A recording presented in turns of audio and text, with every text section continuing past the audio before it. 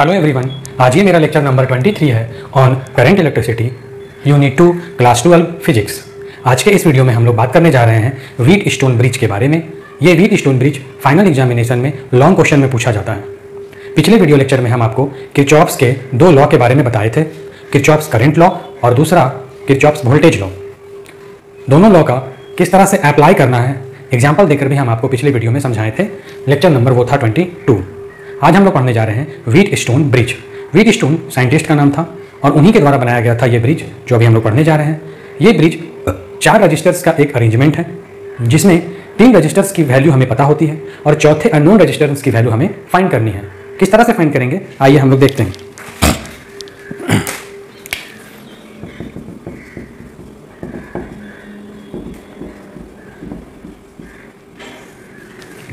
सबसे पहले डिस्कशन इसका introduction. It is N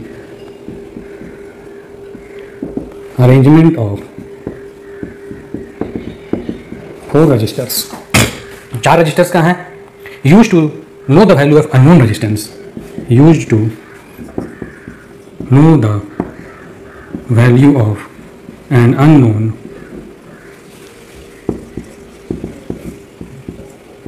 resistance। ठीक है, with the help of other 3 known resistance। with the help of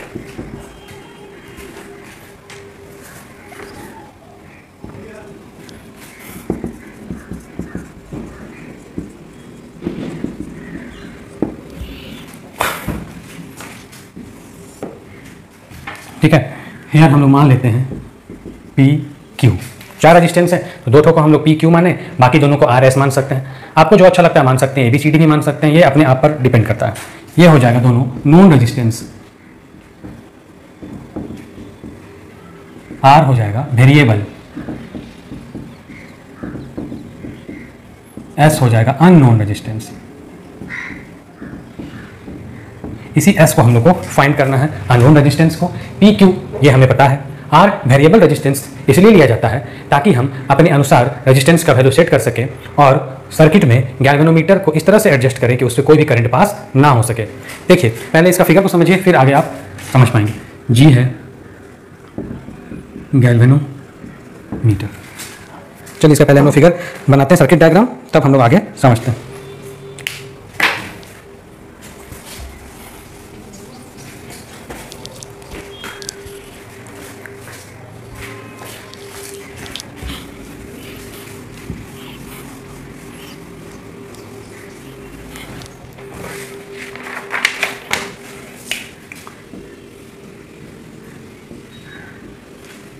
एक रजिस्टर यहाँ लगा हुआ, दूसरा यहाँ पे, तीसरा यहाँ, चौथा यहाँ। बीच में एक गैल्वेनोमीटर लगा दिए हैं, स्विच यहाँ लगा सकते हैं।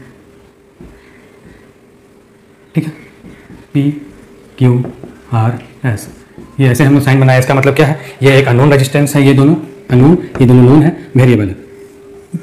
यहाँ से हम लोग EMF लगाएं, सोर्स और पोटेंशियल डिफरेंस यहाँ से प्लस माइनस। ठीक है, ये देख रहे हैं गैल्वेनोमीटर हो गया, ये आपका की हो गया। करंट यहाँ से पास करेगा, नाम दे देते हैं ABCD। करंट आई पास करेगा, यहाँ से फिर इंटर करेगा, हमेशा पॉजिटिव टर्मिनल से लेकर नेगेटिव टर्मिनल की ओर। ठीक, अब इसका प्रिंसिपल समझ लीजिए। व्हीट स्टोन ब्रिज जो है वो हमेशा काम करता है बैलेंस्ड कंडीशन पर। अब बैलेंस्ड कंडीशन पर कैसे आएगा व्हीट स्टोन ब्रिज? तब बैलेंस कंडीशन हम लोग उसको बोलेंगे जब इस गैल्वेनोमीटर से कोई भी करंट पास ना करे।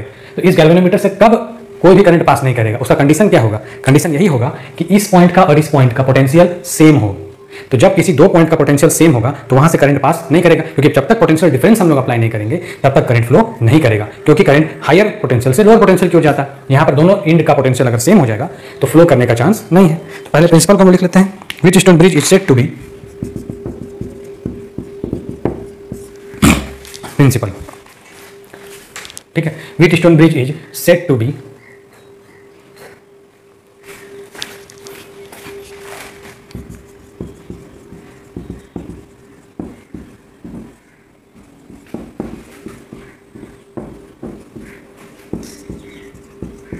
बैलेंस्ड। इसको क्या कहा जाता है? Balanced when galvanometer shows no deflection.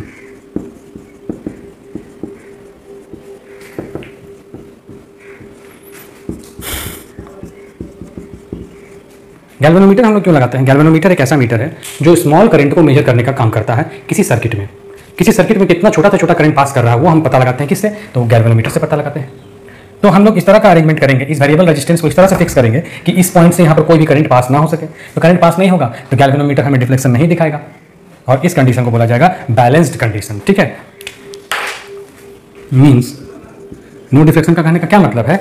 Means जो नो करंट फ्लोज थ्रू, कोई भी करंट फ्लो नहीं करेगा, no current flows through the arm. कौन सा आर्म से? बीडी, ये साइड से, बीडी से कोई करंट उसमें पास ना करेगा। इट इज पॉसिबल, ये कब पॉसिबल होगा? जब बी और डी दोनों पॉइंट सेम पोटेंशियल पर होंगे। इट इज पॉसिबल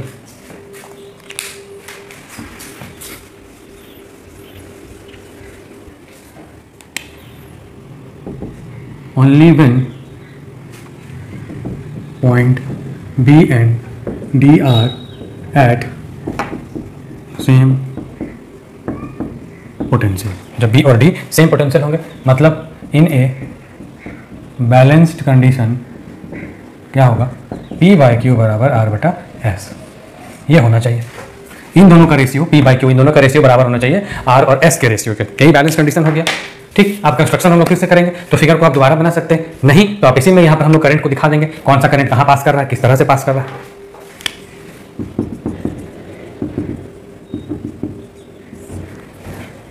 चलिए हम लोग इसी में शो कर देते हैं। 4 रजिस्टर्स जो है 1 2 3 4, ये 4 रजिस्टर्स मिलकर 4 भुजा बनाते हैं, 4 आर्म बनाते हैं किसका? व्हीटस्टोन ब्रिज का। तो लिख देते हैं इसको, here 4 registers form 4 arm of Wheatstone bridge। यही 4 रजिस्टर्स है ना, 4 आर्म बनाते हैं किसका? व्हीटस्टोन ब्रिज का। ठीक है,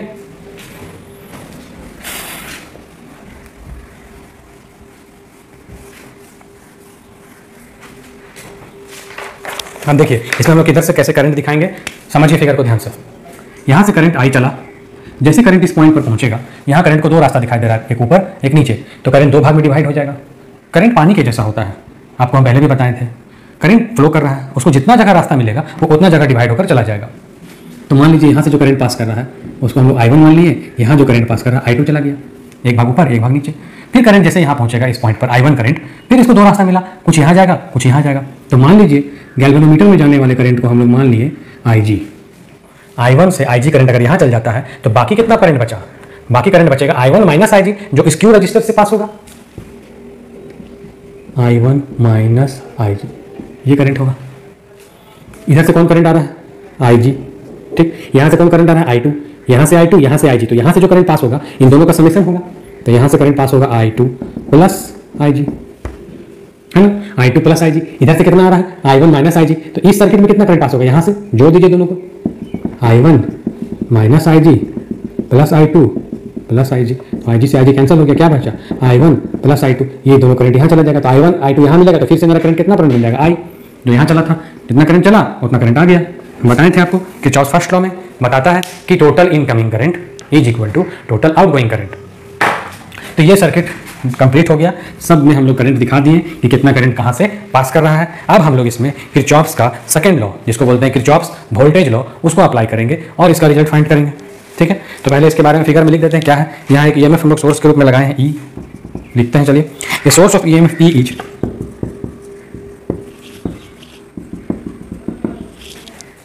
कनेक्टेड बिटवीन पॉइंट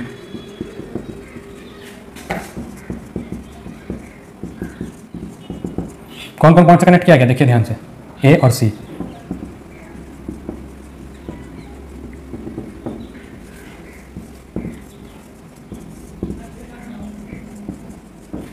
जैसा कि ऊपर फिगर में दिखाया गया। ठीक, एक गैल्वेनोमीटर कनेक्ट किए, a sensitive galvanometer G is also connected between points B and D. ठीक, जैसा फिगर में दिखाया गया, ये फिगर का डिस्क्रिप्शन हो गया। अब हम लोग को अप्लाई करना है किरचॉफ्स वोल्टेज लॉ, जैसा आपको हम पिछले वीडियो लेक्चर 22 नंबर में अप्लाई करके बताए थे। रूल आपको याद होगा, हम लोग जिधर से चल रहे हैं करंट भी उधर जा रहा है, दोनों का डायरेक्शन सेम होगा तो हमको माइनस में लेना है। दूसरा, हम लोग जिधर जा रहे हैं करंट हमारे अपोजिट दिशा में आ रहा है तो हम लोग उसको प्लस में लेंगे। चलिए अप्लाई करते हैं।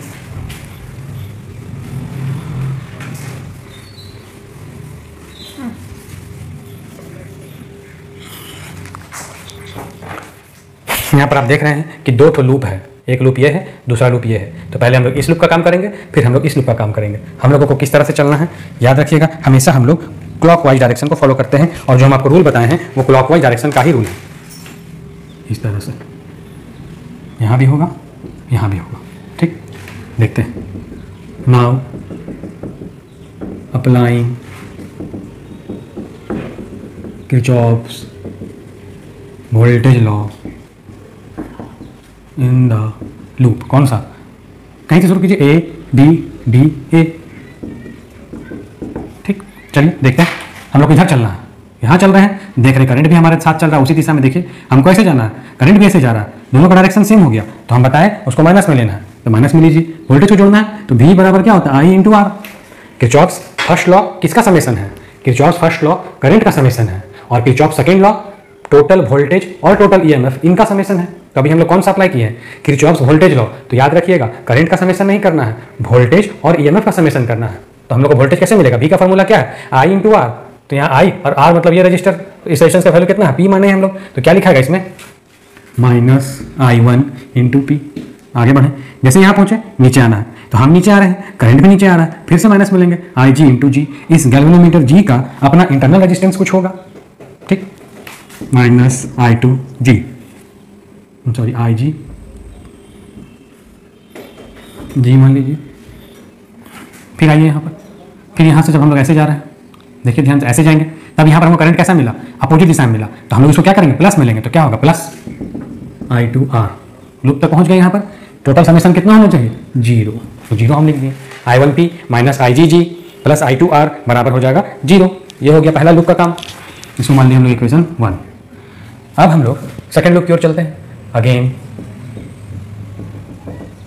Applying Kirchhoff's voltage law in the loop. क्या नाम है लूप का? B C D B। फिर से वही रूल को अपनाएंगे जो हम लोग पहले लूप में लागू किए।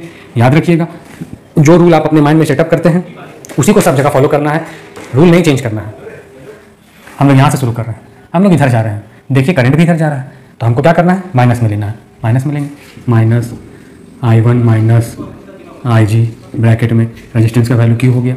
नीचे आए, यहाँ जैसे पहुँचे, देखिए करंट अपोजिट दिशा में आ रहा है, देखिए इधर से हमको कैसे जाना है? करंट हमारे अपोजिट में आ रहा है तो उसको प्लस में लेंगे, तो हो जाएगा प्लस IG। और ये तो IG इसका, ये करंट है ना, I2 प्लस IG, और रेजिस्टेंस कितना है? S। यहाँ से यहाँ है, फिर हम कैसे जाना है? तो देखिए हम ऐसे जा रहे हैं, करंट हमारे फिर अपोजिट आ रहा है, तो इसको हम लोग को क्या करेंगे? प्लस में लेंगे, प्लस IG इंटू क्या होगा? G हो जाएगा बराबर। फिर समेशन कितना होना चाहिए? 0 होना चाहिए। देखिए minus I1 IGQ plus I2 plus IG into S plus IGG, ये हो गया आपका 0 के बराबर। चलिए अब देखते हैं, जब ब्रिज बैलेंस्ड है तो कोई भी करंट गैल्वेनोमीटर से पास नहीं करेगा।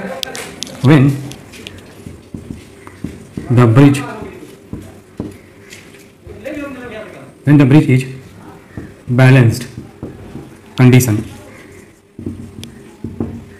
then no current flows through the galvanometer. Balance condition में हम क्या बताएं? पॉइंट बी और पॉइंट डी का सेम पोटेंशियल रहता है, तो उस कंडीशन में गैल्वेनोमीटर से कोई भी करंट पास नहीं होगा। इसका मतलब जो यहाँ IG दिख रहा है, इसका वैल्यू कितना होगा? 0 हो जाएगा। दैट इज IG बराबर 0। अब हमको IG यहाँ पर इक्वेशन 1 में भी दिखाई दे रहा है और इक्वेशन 2 में भी IG है, तब इसका वैल्यू हमको कितना पुट करना होगा? 0 पुट करेंगे।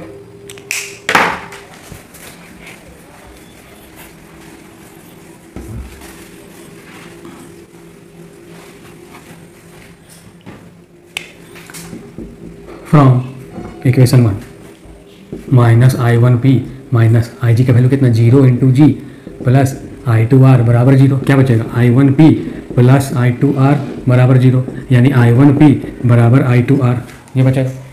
I1P बराबर I2R, ये बच गया। इक्वेशन 3 इसको मान लेते हैं। चलिए अब इक्वेशन 2 को लेके चलते हैं। फ्रॉम इक्वेशन 2, इसमें जहाँ जहाँ IG दिख रहा है वहाँ वहाँ 0 पुट करेंगे। क्या आएगा? Minus I1 minus 0 into Q plus I2 plus 0 into S plus IG, यहाँ पर क्या होगा? 0 हो जाएगा इंटू G बराबर 0। इधर क्या है? Minus I1Q plus I2S plus 0 बराबर 0, माइनस I1Q प्लस I2S बराबर 0, यानी I1Q बराबर I2S। इसको मान लिए 4। अब इक्वेशन 3 आया, इक्वेशन 4 आया। अब देखिए 3 और 4 इन दोनों को हम क्या कर सकते हैं? डिवाइड कर देंगे तो हमारा फाइनल जो रिजल्ट है बैलेंस कंडीशन का वो आ जाएगा।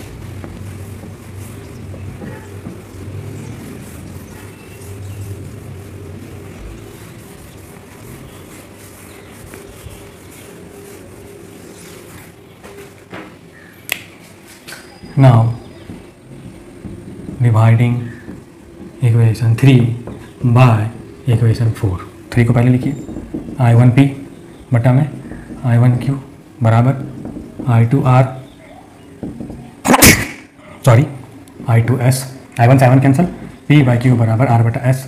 हमको अगर S का वैल्यू निकालना हो तो S बराबर क्या लिखेंगे? R बटा में P इंटू Q। ये भी हो गया रिजल्ट, ये भी हो गया रिजल्ट। S को उधर ले जाएंगे तो R, P चला जाएगा नीचे, Q नीचे था तो ऊपर चला गया। इस तरह से हम लोग S यानी जो अननोन रेजिस्टेंस है उसका वैल्यू फाइंड कर सकते हैं। तो ये आपका कंप्लीट हो गया व्हीट स्टोन ब्रिज।